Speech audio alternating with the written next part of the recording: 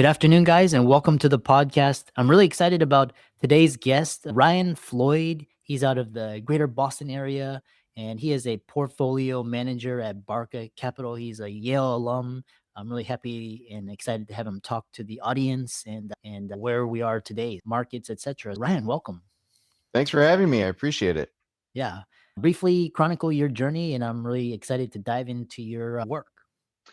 Sounds good. I grew up outside of Baltimore. My dad was an engineer and my mom was a computer engineer. I played lacrosse and some other sports, and I was on the debating team. And our coach encouraged us to route a lot of the arguments around history and international issues with kind of a sneaky idea that people might not understand things beyond our borders. It was a lesson that stuck. It really stuck. I ended up going to college and studied history, read these thick books, which were wonderful. I lived in Spain one summer, which was delightful. Went to lots of cafes, enjoyed time outside. It was amazing, but it wasn't quite adventurous enough. After college, I decided to have an adventure, and I must have emailed, this is before LinkedIn, something like 1,000 people in India saying, I am a guy, I spoke some German and Spanish, hire me and maybe I could do some international stuff for you. I was 21 or 22 and I made the choice. At the time, it seemed like my friends were learning Mandarin, Arabic, Spanish. Believe it or not, this was 2002, 2003. People still thought India was just a land of Mother Teresa everywhere. I'm exaggerating, but no one really saw the potential. So I thought, let's try to work for a company based in India, have an adventure. I studied Hindi over the summer. I was probably about as good as a 4-year-old, maybe a 5-year-old, but I could read and write. Ended up getting a job with a big industrial company on their agricultural desk and helped develop a pomegranate and fruit export business, if you can believe it.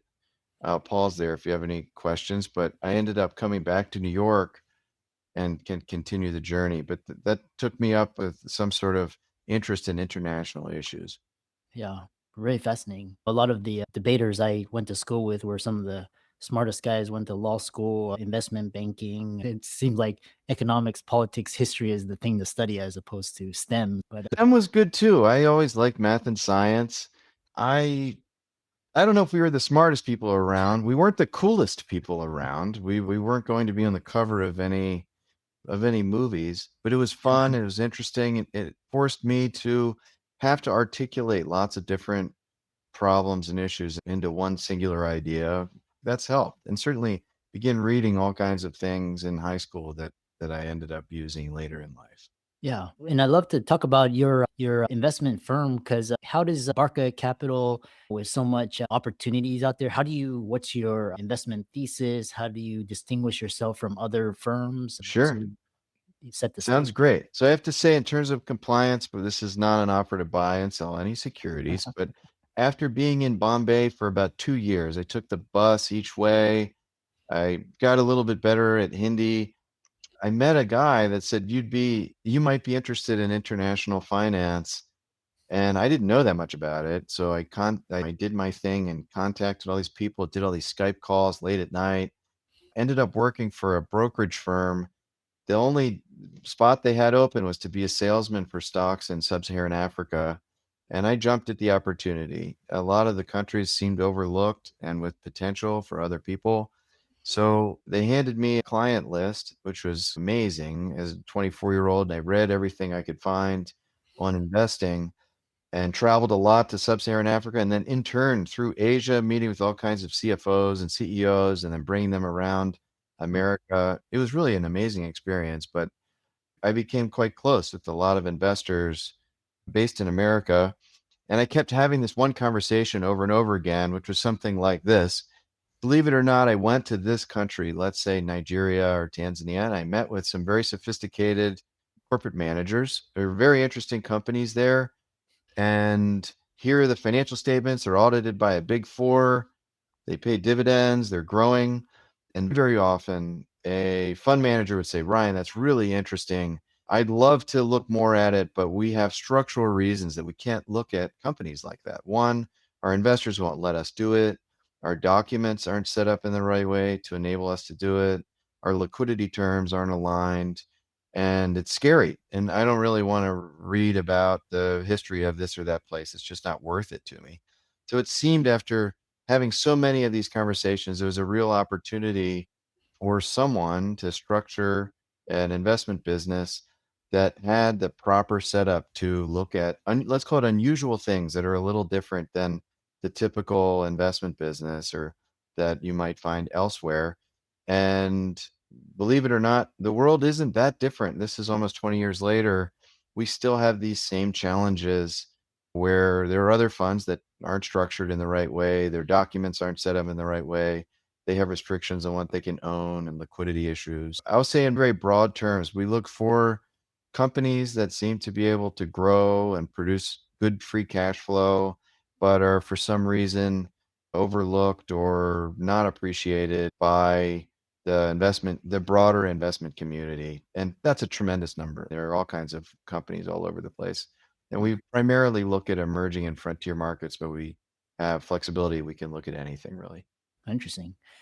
So a follow-up question I have for you is these investment strategic investment opportunities, are they mostly in the United States, or I don't know, China's kind of in past, but are you looking at India, Africa, other markets? Talk about that. Yeah, good question. I don't know if it's right, but what I always have thought is it's much easier. I'm not the smartest person in the world. I can walk and tie my chew gum at the same time, but I don't want to compete against the smartest people in the world because it's just very difficult. There's so many smart people in the United States, and just you mentioned it in China too, that if I have to find some unusual stock against an American fund manager in New York, listed in New York, it's very difficult. And so I've always thought, I don't know if it's right or not, it's much easier to try to focus on places outside the United States that might be overlooked for some sort of structural reason or overlooked for some kind of reason where I can have some ability to analyze it a little differently than others. Mm, I haven't done too much in China. I have tremendous respect for the ancient civilization. There's so many smart entrepreneurs. It just hasn't been my style, but I mm. think the country has an incredible long-standing history of entrepreneurship and economic growth, honestly. Yeah, interesting. And then another question I have for you is, what type of clients come to you? Are they mom and pop investors? Are they tech savvy? Are they doctors, lawyers, dentists, accountants? Who comes to work with you? This is a good question. And again, for compliance reasons, I'm not actively seeking all kinds of investments out there. So, it's for informational purposes, we Okay. have to say this kind of thing. The structure of our fund, I don't remember the exact name, but the structure is that we have to have sophisticated investors that qualify by some definition, I think in the US government of what that means. And it's some amount of capital and assets under management. I would say, generally speaking, what has worked the best is that I'm not doing everything for all people.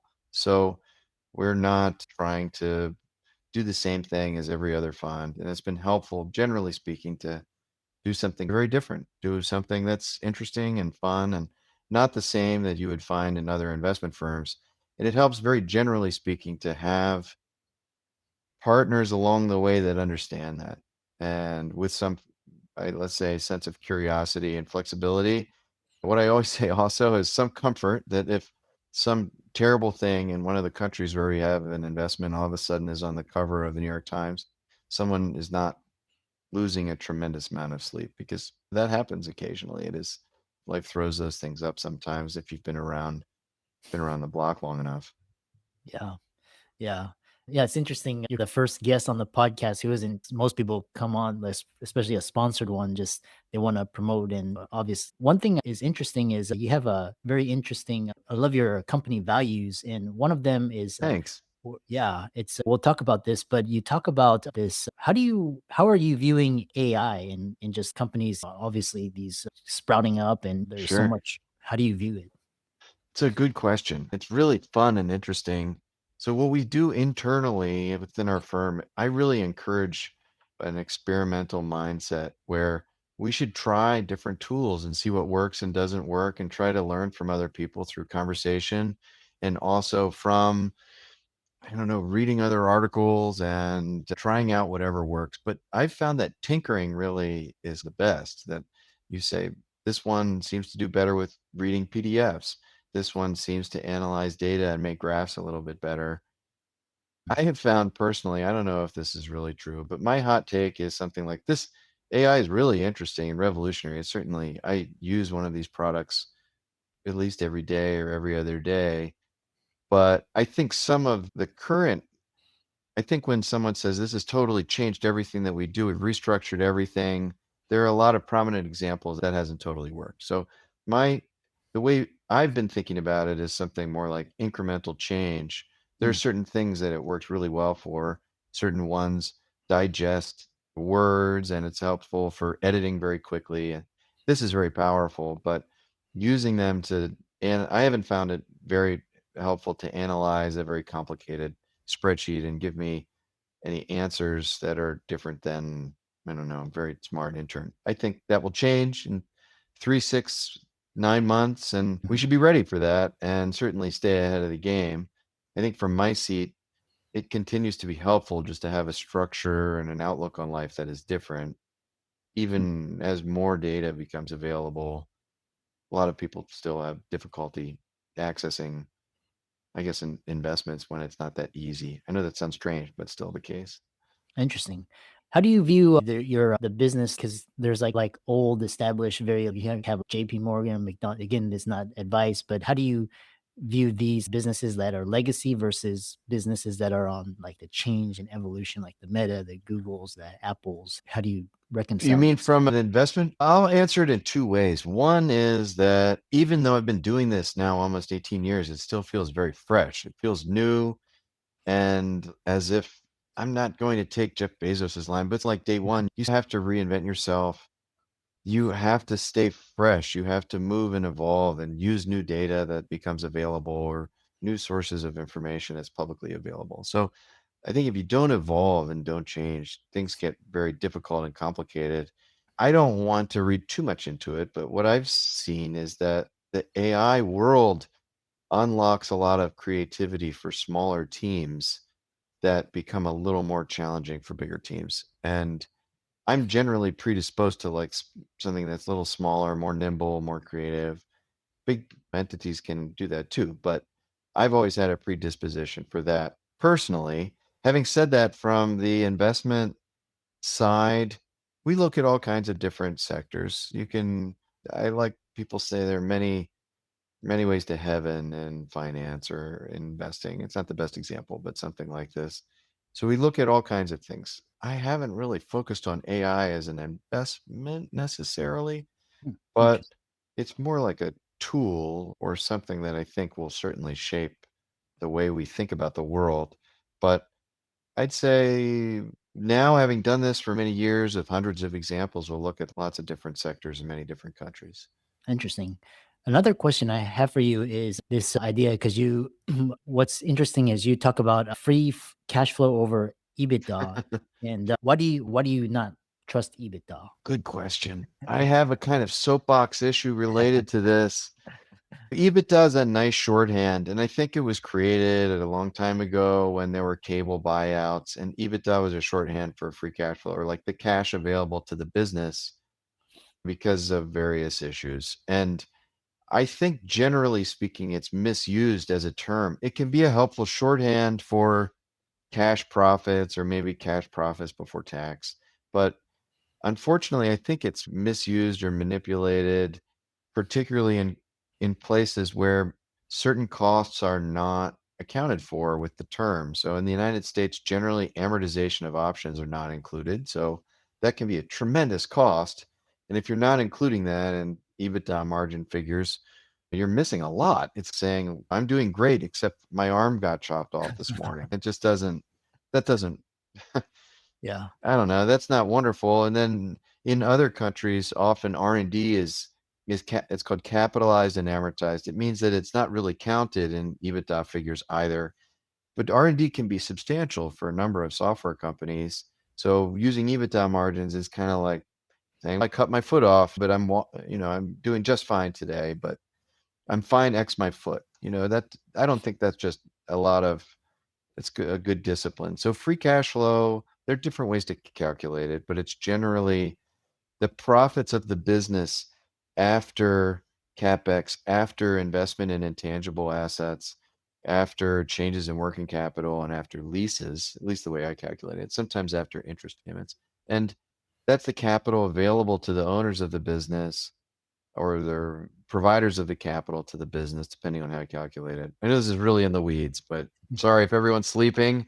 It's just too much in the weeds. But I think it creates a better discipline. If you're really looking after all of those costs, it's just a more disciplined way to look at a business than something just crude like EBITDA margins and EBITDA multiples. And Interesting. it's very unpopular Yeah. viewpoint, believe it or not. Yeah. The other value I really love is when you talk to potential investors, you talk to them to beware of fast talking people with pedigree resumes. Yeah, that's Expand right. on that. Yeah, it's a good point. It's funny that there's this discussion of corporate culture. Culture is very powerful term.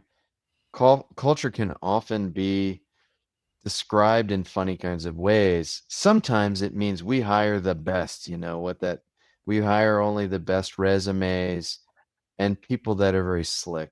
I hope I'm not talking too fast here. Maybe I'm beating my own definition, but I have just found often when I go to a meeting and the person is very slick and put together and has some pedigree resume, however you define that, and is talking very quickly and has a really fancy presentation, there's something just off about it. It just doesn't feel right.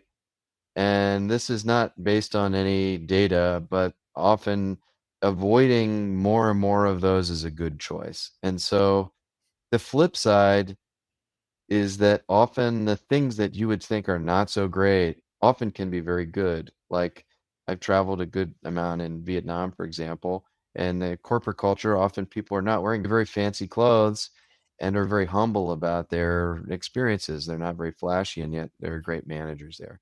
We don't have any investments there, but nevertheless, I've always liked that difference where I think we should always be humble about what are the things on the outside that correlate or don't correlate with greatness. Often we're quite surprised, I think, with what it is. Yeah. It kind of reminds me of the Wall Street guys, and a lot. Some of those guys end up in jail for white collar crimes. But the other, what's interesting is I'm interested to pick your brain on what are your thoughts on Bitcoin, gold, and what's happening in the economy today. It's a good question. I don't have strong, very sophisticated opinions. I have found that Bitcoin is something it is almost like gold in India or in Vietnam or Indonesia, where people own it because Yeah. they don't necessarily trust the fiat currency, and Mm, it's a little easier to own it than it is to own gold. As an investment, I don't have any idea if it's overvalued or undervalued or what, but mm, it seems to me that it is something like a proxy on the faith of fiat currencies.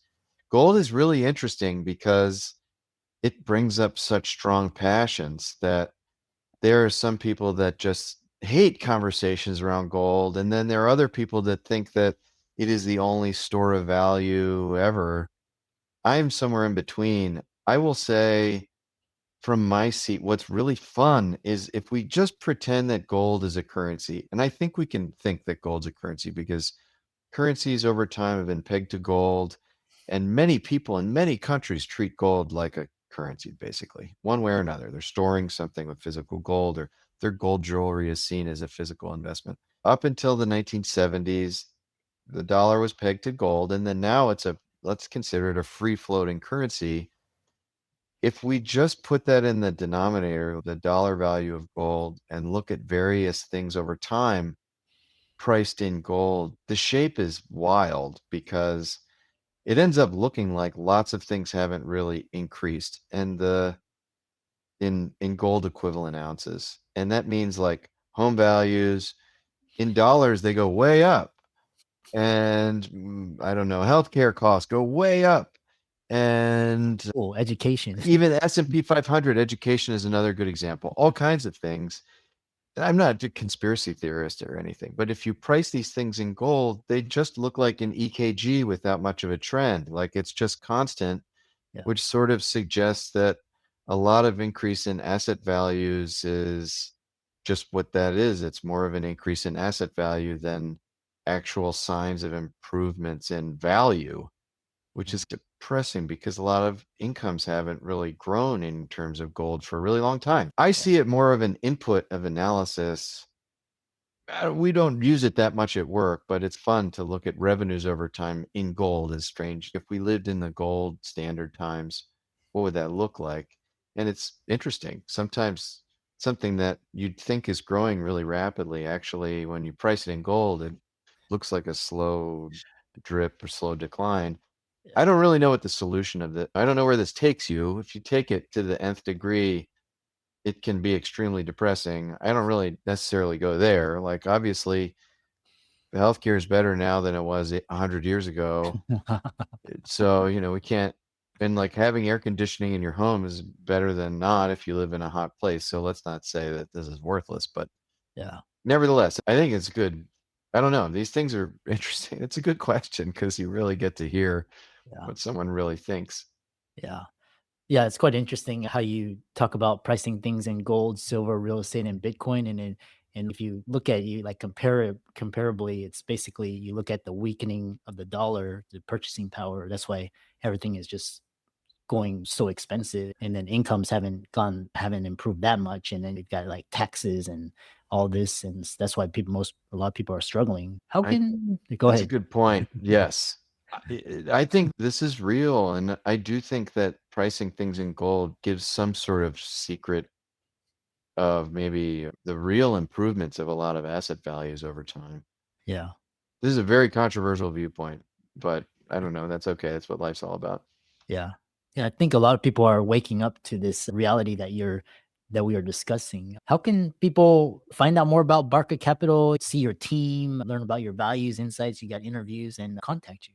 Sure, thanks. It's Barca Capital and Barca. A lot of people thought originally that we had some affiliation with the soccer team. It's just no, I didn't even know it when I named the company. It is what it is. So we're at barcacapital.com. Feel free to reach out on there. And I'm on LinkedIn. My name's Ryan Floyd. Feel free to say hi on LinkedIn. And yeah, I welcome all feedback, positive and negative. I enjoyed the conversation. Thanks so much for doing it. Yeah, I really enjoyed this. Very insightful, and for the audience, it's a sponsored episode, and Ryan's resource will be in the show notes. And again, thanks so much. Yeah, thank you.